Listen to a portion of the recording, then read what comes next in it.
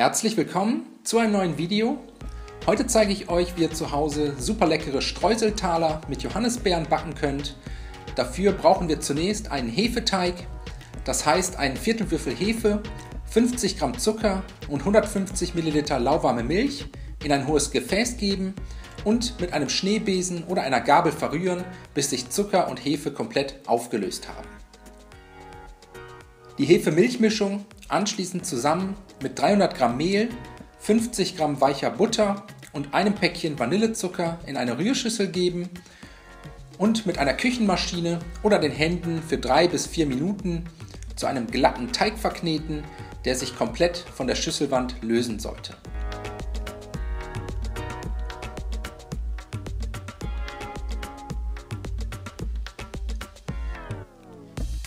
Wenn das erledigt ist, den Teig mit einem Messer in 6 ungefähr gleich große Stücke schneiden. Die Teigstücke danach zu kleinen Kugeln bzw. Bällchen formen, dafür einfach mit kreisenden Bewegungen unter der Handfläche rund wirken. Das Ganze für alle 6 Teigstücke wiederholen und zum Schluss müssen wir die Teigkugeln nur noch etwas ausrollen. Dafür die Arbeitsplatte eventuell leicht bemehlen, die Teigkugeln mit den Händen etwas flach drücken und dann mit einem Nudelholz ausrollen, in etwa auf die Größe einer Untertasse. Die ausgerollten Teigfladen anschließend mit etwas Abstand zueinander auf ein mit Backpapier ausgelegtes Backblech legen, mit einem Küchentuch abdecken und für 30 bis 45 Minuten an einem warmen Ort ruhen lassen. Währenddessen kümmern wir uns um die Streusel.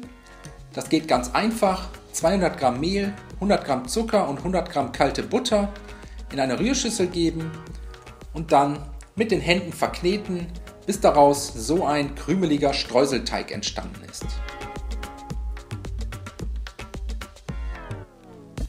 Der Hefeteig sollte nach der Ruhezeit ein wenig aufgegangen sein.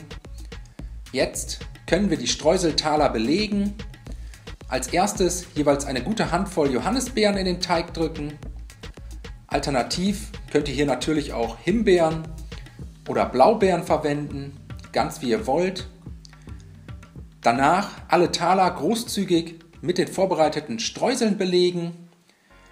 Und so kommen die Taler jetzt in den vorgeheizten Backofen bei 180 Grad Ober-Unterhitze für ca. 20 bis 25 Minuten. In der Zwischenzeit bekommt Cooper seine wohlverdiente Streicheleinheit. Wenn euch das nicht interessiert, einfach kurz vorspulen.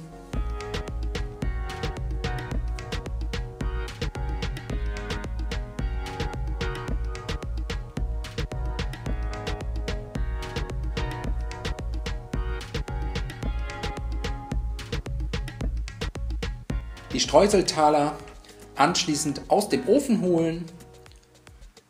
So sehen sie dann aus, schön aufgegangen und die Streusel wunderbar knusprig. Zum Schluss könnt ihr die Taler noch mit etwas Zuckerguss oder geschmolzener Schokolade dekorieren und danach auskühlen lassen und am besten noch warm servieren. Ich hoffe, euch hat das Video gefallen. Ich wünsche euch viel Spaß beim Nachbacken. Bis zum nächsten Mal.